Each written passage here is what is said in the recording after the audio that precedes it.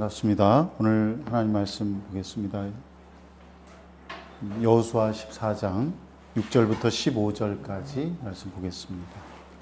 그때에 유다 자손이 길갈에 있는 여호수아에게 나오고 그니스 사람 여분네 아들 갈렙이 여호수아에게 말하되 여호와께서 가데스 바네아에서 나와 당신에게 대하여 하나님의 사람 모세에게 이르신 일을 당신이 아시는 바라.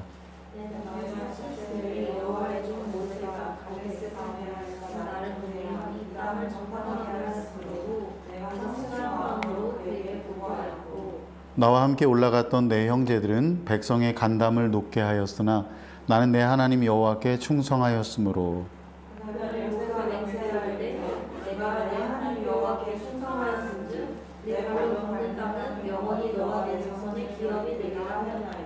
이제 보소서 여호와께서 이 말씀을 모세에게 이르신 때로부터 이스라엘이 광야에서 방황한 이 45년 동안을 여호와께서 말씀하신 대로 나를 생존하게 하셨나이다. 오늘 내가 85세로 돼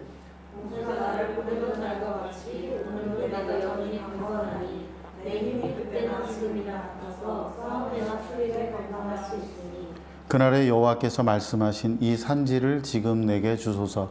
당신도 그날에 들으셨거니와 그곳에는 아낙 사람이 있고 그 성읍들은 크고 견고할지라도 여호와께서 나와 함께 하시면 내가 여호와께서 말씀하신 대로 그들을 쫓아내리이다 하니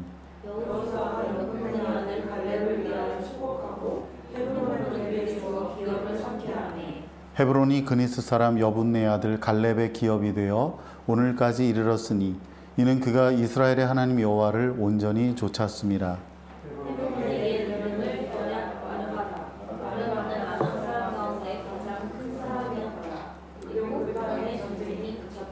아멘. 예. 오늘 이 본 말씀 가지고 갈렙의 믿음이라는 제목으로 함께 말씀 나누겠습니다. 가나안 정복이 끝나고 분배가 시작이 되었습니다. 요단강 동쪽에 대한 분배는 모세가 이미 약속한 대로 르우벤, 갓, 므낫세 반 지파에게 주어졌고 곧 이어서 요단강 서쪽에 대한 분배가 시작이 되었습니다. 먼저 유다 지파의 분배가 이루어졌는데 그때 그니스 사람 갈렙이 여호수아에게 다음과 같이 말했습니다. 우리 다 같이 7절 9절 말씀 읽도록 하겠습니다. 여호와의 종 모세가 가데스 바네아에서 이 땅을 정탐하라고 나를 보냈을 때 내 나이 40세였습니다. 그때 나는 내 마음에 확신이 서는 대로 그에게 보고했습니다. 그런데 나와 함께 올라갔던 내 형제들은 백성들의 마음을 약하게 했습니다. 그래도 나는 마음을 다해 내 하나님 여호와를 따랐습니다. 그러자 그날 모세가 내게 맹세했습니다. 내가 마음을 다해 내 하나님 여호와를 따랐으므로 내 발로 밟는 땅은 영원히 너와 내 자손의 유산이 될 것이다. 아멘. 갈렙은 여호수아와 함께 가나안 땅을 정탐했던 사람입니다. 모세는 가데스 바네아에서 각 지파별로 지도자급에 해당되는 사람을 한 명씩 선발하여 정탐꾼을 보냈습니다.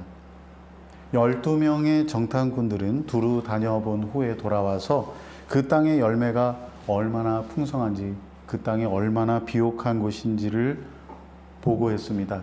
두 사람의 장정이 어깨에 메고 옮겨야 할 만큼 큰 포도송이를 가져와서 보여주었습니다. 이스라엘 백성들은 모두 환호했습니다.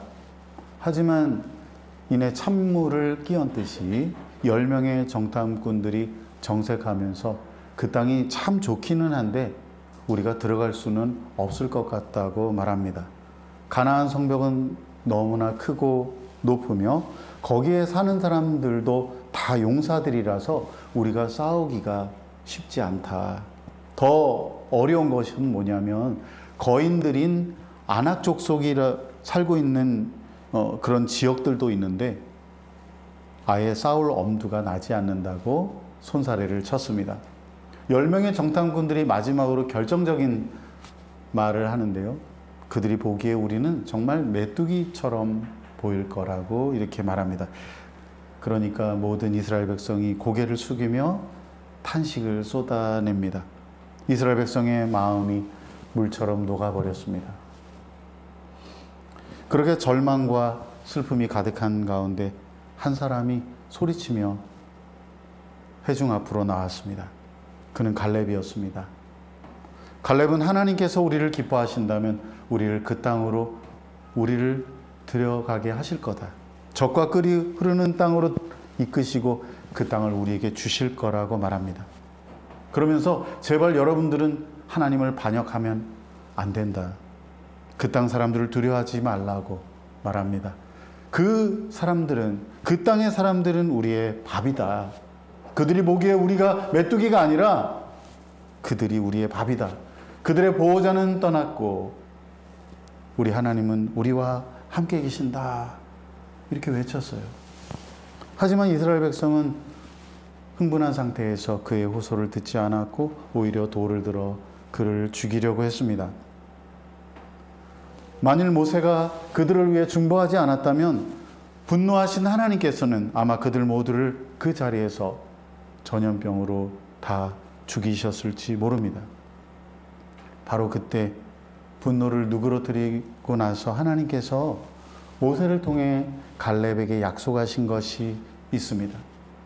내 종 갈렙은 다른 마음을 가지고 나를 온전히 따랐으니 그가 가보았던 땅으로 내가 그를 들여보내고 그 자손들이 그 땅을 상속하게 할 것이다. 그러니까 갈렙은요, 제비뽑기를 할 필요가 없었어요. 왜? 하나님께서 그에게 이미 주신 약속이 있거든요.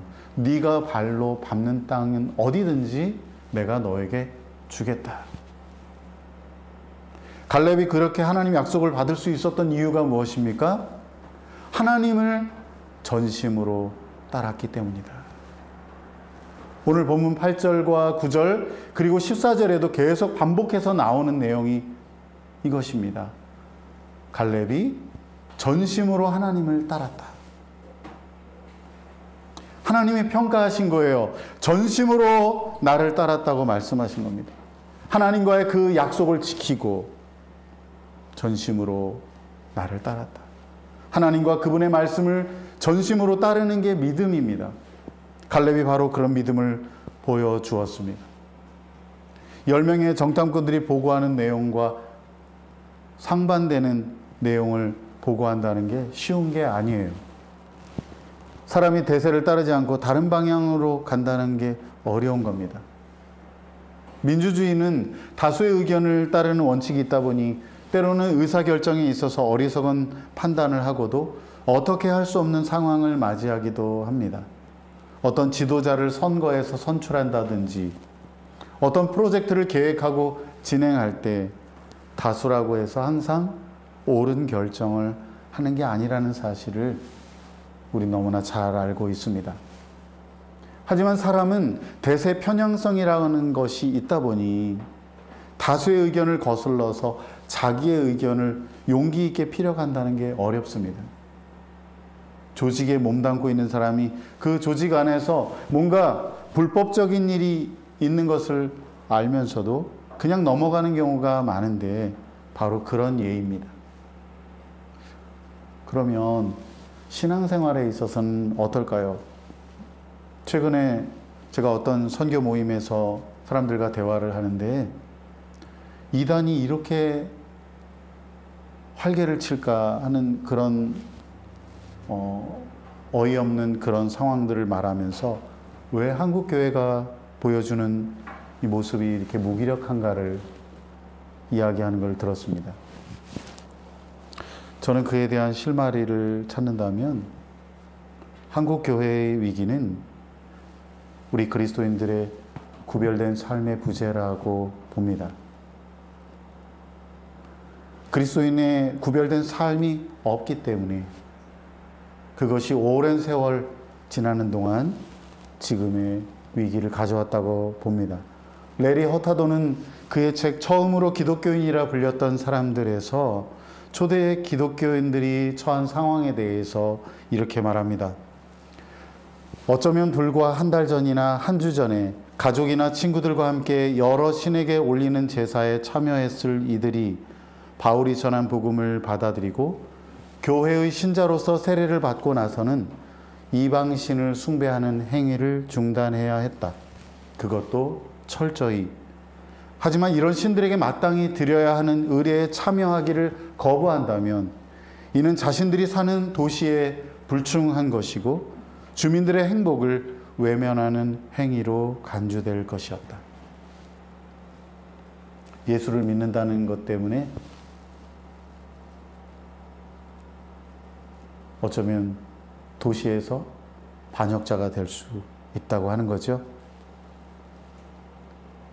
당시에 그리스도인으로 산다는 것은 어쩌다 주일에 한번 예배드리고 그 다음에는 별 생각 없이 지내는 그런 것이 아니었습니다.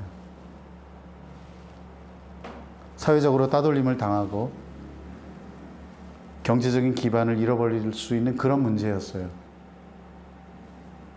명민자매가 기도한 것처럼 호구가 되고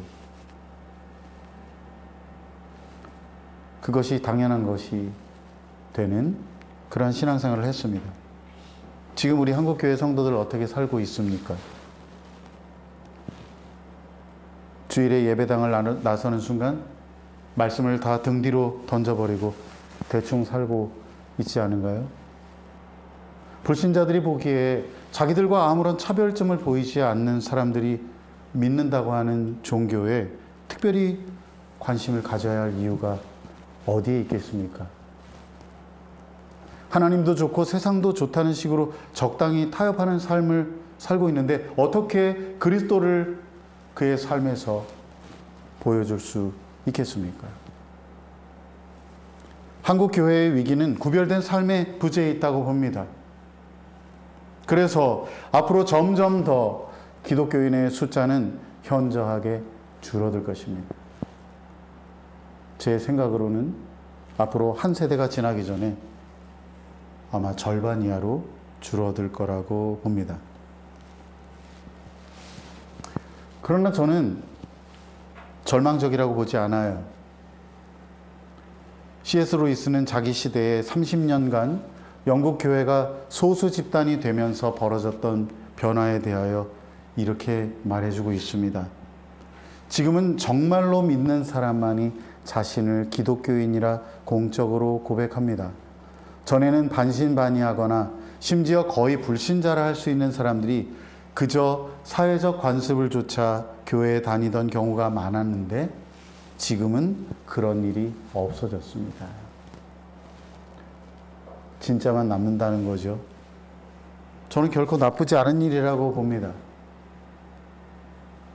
앞으로 진짜만 남게 될 것이라는 희망이 생겨요.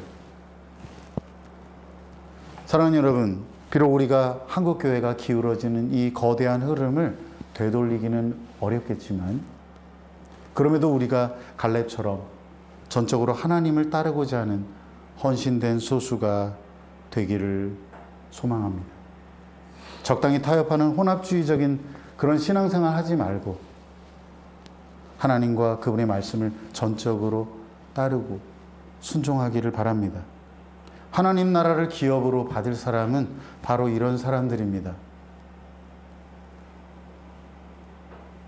60만 중에 단 2사람, 여호수아와 갈렙만이 믿음으로 순종하고 전적으로 하나님을 따라 그 가나안 땅에 들어갔습니다. 나머지 사람들은 광야에서 불순종 가운데 죄 가운데 죽었습니다. 지금도 마찬가지입니다. 돈 때문에 불법과 편법에 참여하지 말기를 바랍니다. 하나님 나라의 기업은 아무나 받는 것이 아닙니다. 남들 다 그러고 살아도 예수 믿는다는 집사 장로들이 그렇게 살아도 여러분은 그러지 말기를 바라요. 불의한 재물을 가지고 하나님 나라에 들어갈 수가 없습니다. 여러분의 시간과 재정을 어떻게 사용하고 있습니까? 여러분 자신만을 위하고 있습니까? 아니면 하나님 나라를 위해 사용하고 있습니까? 전심으로 하나님과 그분의 말씀을 따를 때 하나님께서 여러분이 발로 밟는 그 모든 땅을 여러분의 기업으로 주실 것입니다. 본문 10절 11절에서 갈렙이 여호수아에게 이렇게 말합니다. 우리 다 같이 읽겠습니다. 이제 보십시오. 여호와께서 나를 살려주셨습니다. 이스라엘이 광야에서 방황하던 때 여호와께서 모세에게 이 말씀을 하신 지 45년이 됐습니다. 지금 내가 85세가 됐습니다. 모세가 나를 보냈던 때처럼 나는 아직도 강건하고 내가 그때와 마찬가지로 전쟁에 드는데 기력이 왕성합니다. 갈렙이요,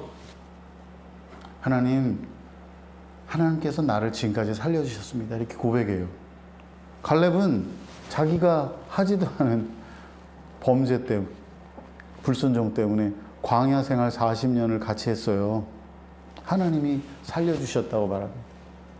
요단강을 건너서 가나안 땅을 정복하고 싸우는 그 모든 과정에서도 갈렙이 함께 했습니다. 그때 하나님께서 살려주셨습니다. 갈렙이 85세가 되었어요. 이제 현역에서 물러날 만도 합니다. 할 만큼 했어요. 그런데 그는 아직도 나는 강건합니다. 나는 45년 전과 다를 바 없이 싸울 수 있습니다. 이렇게 말하고 있어요. 배우기를 멈추면 늙었다고 하는데 갈렙을 보면 믿음으로 살기를 그만두면 그때가 늙은 것이 아닌가, 그런 생각을 합니다. 갈렙은 믿음으로 자기의 삶을 바라봅니다. 믿음으로 과거를 돌아보고 믿음으로 현재를 평가합니다. 그리고 믿음으로 미래를 꿈꿉니다. 사랑하는 여러분, 자꾸만 과거를 회상하면서 신앙생활을 하는 사람은 늙은 거예요. 현재가 없고 미래가 없는 사람은 살아있지만 젊지만 늙은 거예요. 지금 자기가, 여러분이 어떻게 하나님을 갈망하고 있습니까? 여러분, 하나님 앞에 어떻게 앞으로 헌신하며 일생을 보내려고 하고 있습니까? 그런 게 있어야지 진정으로 갈렙처럼 영원한 청년으로 살아갈 수가 있는 거예요. 하나님을 향해 흔들 수 있는 깃발이 있습니까? 하나님 나라를 위해 여러분이 하고자 하는 그런 목표가 있어요? 그게 있어야 정말 생동감 있는 신앙생활을 할 수 있는 겁니다. 그게 있어야지 하나님께서 여러분이 발로 밟는 그 땅을 능히 기업으로 얻게 하시는 거예요. 우리 갈렙을 한번 보십시다. 우리 다 같이 본문 12절 말씀 읽겠습니다. 그러므로 여호와께서 그날 내게 말씀하신 이 산지를 내게 주십시오. 당신도 그때 직접 들었다시피 거기에는 아낙 사람들이 살고 있고 그들의 성은 크고 강합니다. 그러나 여호와께서 나와 함께 하시면 여호와께서 말씀하셨듯이 내가 그들을 쫓아낼 수 있을 것입니다. 아멘. 갈렙은 지금 헤브론 산지를 달라고 합니다.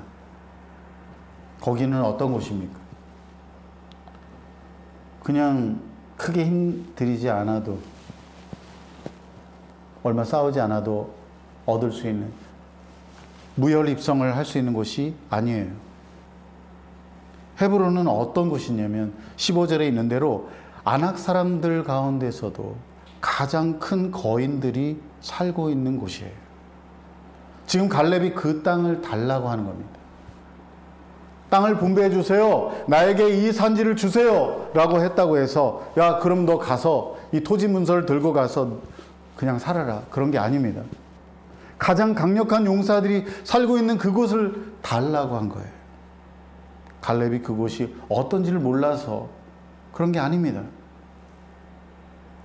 갈렙은 믿음으로 확신하면서 여호수아에게 헤브론 산지를 달라고 요구한 거예요.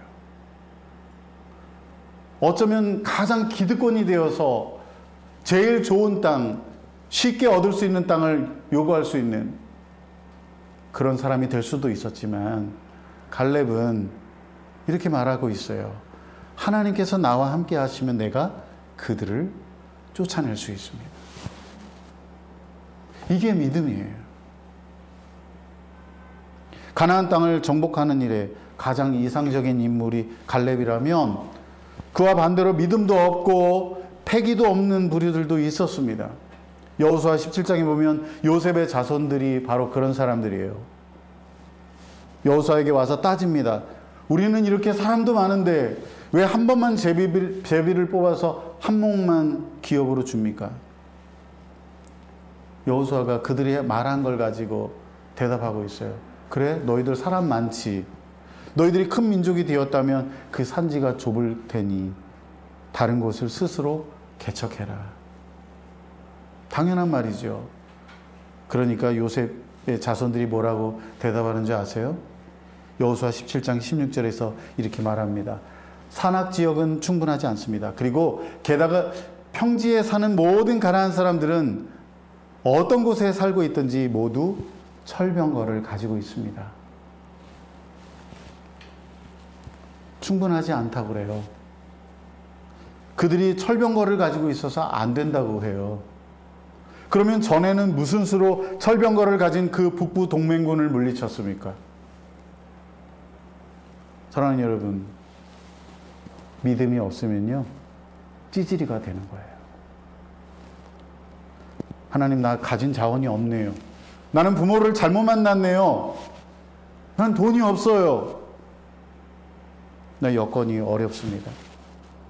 그래서 두려워하고 주저합니다. 이게 믿음이 없는 찌질이에요.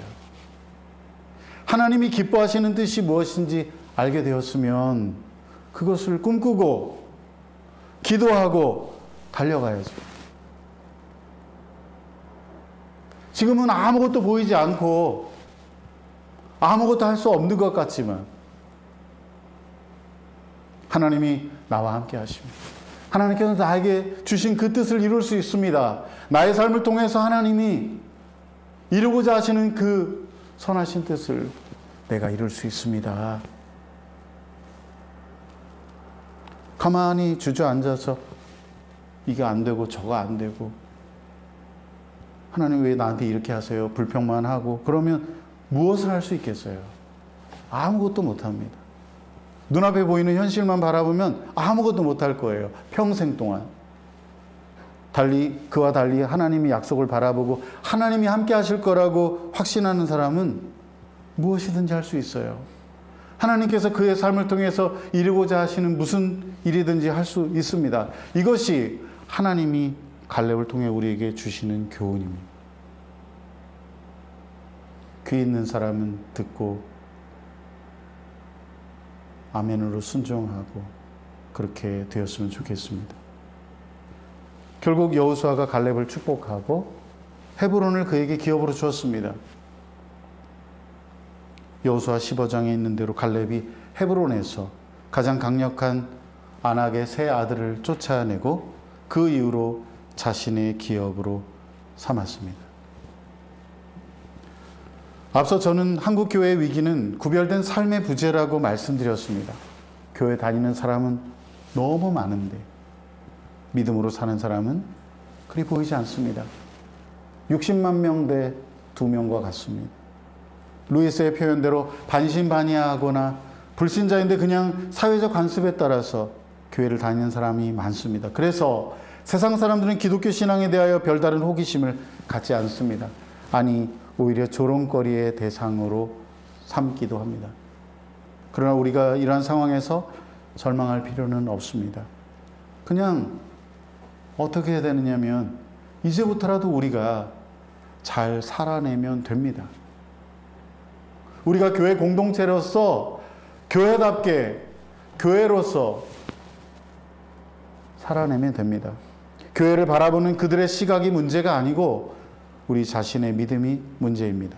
우리 한 사람 한 사람이 각자 살아가는 자리에서 갈렙처럼 살아가면 되는 겁니다.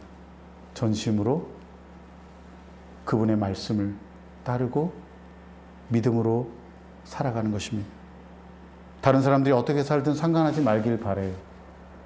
여러분의 부모님의 신앙을 극복하기를 바라요. 여러분이 알고 지냈던 사람들이 어떻게 신앙생활을 했든 그게 제대로 한 것이었는지 여러분들 스스로 생각하세요. 다수가 항상 옳은 게 아닙니다. 나도 이렇게 적당히 살면 되겠지 그렇게 타협하지 말고 구별된 삶을 살길 바랍니다. 앞으로는 진짜 많이 남게 될 겁니다. 눈앞에 보이는 현실 때문에 두려워하거나 주저하지 말고, 그래 놓고는 하나님 앞에 또 불평하지 말고, 하나님은 전심으로 그분을 따르는 사람을 기뻐하십니다. 그런 사람에게 하나님이 할 수 있는 능력도 주십니다.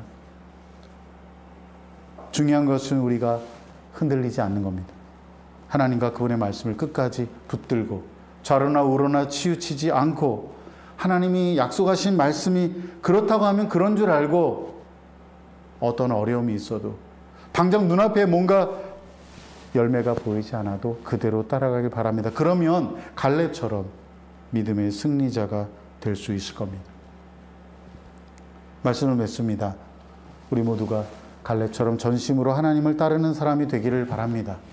비록 소수일지라도 하나님은 그렇게 믿음으로 살아갈 때 우리를 통해서 일하십니다. 여러분은 그런 하나님께서 여러분의 삶을 통해서 놀라운 일을 행하시는 것, 그거 정말 기적적으로 놀랍게 일하시는 것, 그거 경험하고 싶지 않으십니까? 요셉의 자손들처럼 믿음도 없이 패기도 없이 살지 말고 하나님을 향해서, 하나님 이 산지를 내게 주십시오. 그런 믿음으로 살길 바랍니다. 하나님이 나와 함께 하시면, 비록 우리 앞에 놓여진 이 성이 높고 견고할지라도 하나님이 함께 하시면 넉넉히 무너뜨릴 수 있습니다. 이런 고백을 드렸으면 좋겠어요. 우리 모두가 갈렙처럼 전심으로 하나님을 따르는 사람이 되어서 여러분의 삶에 발로 밟는 모든 그 땅을 여러분의 기업으로 삼는 그런 은혜와 복을 누리시기를 바랍니다. 우리 기도하겠습니다.